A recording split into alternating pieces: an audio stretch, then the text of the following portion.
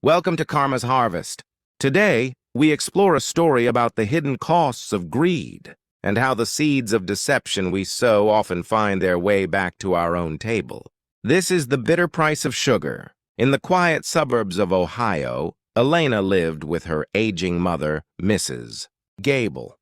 To the neighbors, Elena was a devoted daughter, a saint who had moved back home to care for her mother after a series of minor heart scares. But behind closed doors, devotion was slowly being eroded by the persistent drip of resentment. The primary source of this bitterness? The orange plastic bottles that lined the kitchen counter. Mrs.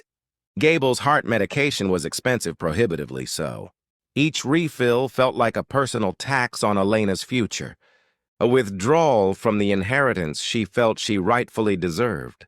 One rainy Tuesday, while sorting the weekly pill organizer, a dark thought took root in Elena's mind.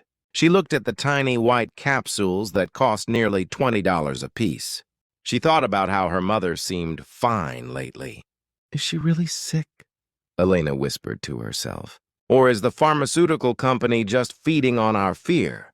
The plan was executed with clinical precision.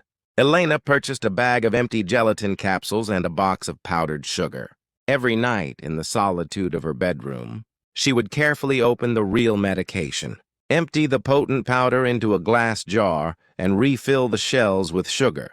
"Here you go, Mom," Elena would say each morning, handing over the placebo with a smile that didn't reach her eyes. "This is the stuff that keeps you going." A week passed. Then two. To Elena's surprise and secret relief, Mrs. Gable didn't get worse. In fact, she seemed better. She had more energy, her cheeks had a natural flush, and she laughed more often. Elena convinced herself she was a genius.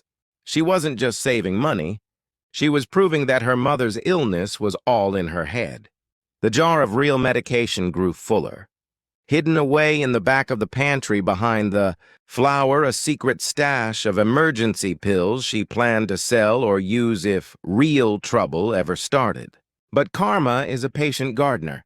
One evening, a massive storm knocked out the power. The house was plunged into a suffocating, humid darkness. Elena, stressed from work and the oppressive heat, felt a crushing pressure in her chest and a throbbing migraine behind her eyes. Panicked and disoriented in the dark, she fumbled her way to the pantry. She remembered she had placed a bottle of sugar pills there, her own little stash of harmless placebos she used to practice her swapping technique. In her haste and the blinding pain of her headache, she grabbed a bottle from the back shelf. She felt the familiar shape of the capsules and swallowed 2, then 3, desperate for some kind of relief, even if it was just the psychological comfort of the sugar she thought was inside. What Elena didn't realize was that Mrs. Gable, in her newfound energy, had been tidying the pantry. Finding an unlabeled jar of powder and some loose capsules, she had assumed Elena was taking her own health seriously and had organized them into a proper bottle. But Mrs. Gable had inadvertently swapped the locations. The capsules Elena swallowed weren't filled with sugar. They were the concentrated high-dose heart medication she had been stealing from her mother for weeks. Within 30 minutes, the room began to spin. Elena's heart, perfectly healthy until that moment, began to struggle under the weight of medication it didn't need. Her blood pressure plummeted. The very medicine meant to save a life was now acting as a poison to one who didn't require it. As she lay on the kitchen floor, gasping for air, she saw her mother enter the room with a candle. Mrs. Gable looked vibrant, her heart strengthened perhaps by the placebo effect of a daughter's care, or perhaps by a sheer will to live. "Elena, what's wrong?" Mrs. Gable cried out, rushing to her side.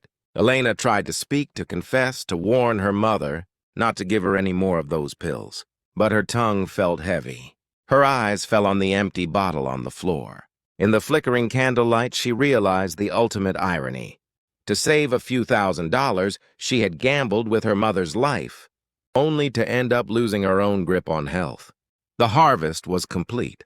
The bitterness she tried to feed her mother had returned to her own lips, proving that in the garden of life, you can never truly escape the fruit of the seeds you plant. Thank you for joining us at Karma's Harvest. Remember, the choices we make in secret have a way of coming to light. If this story moved you, please like, subscribe, and share your thoughts in the comments below. Until next time, walk with integrity.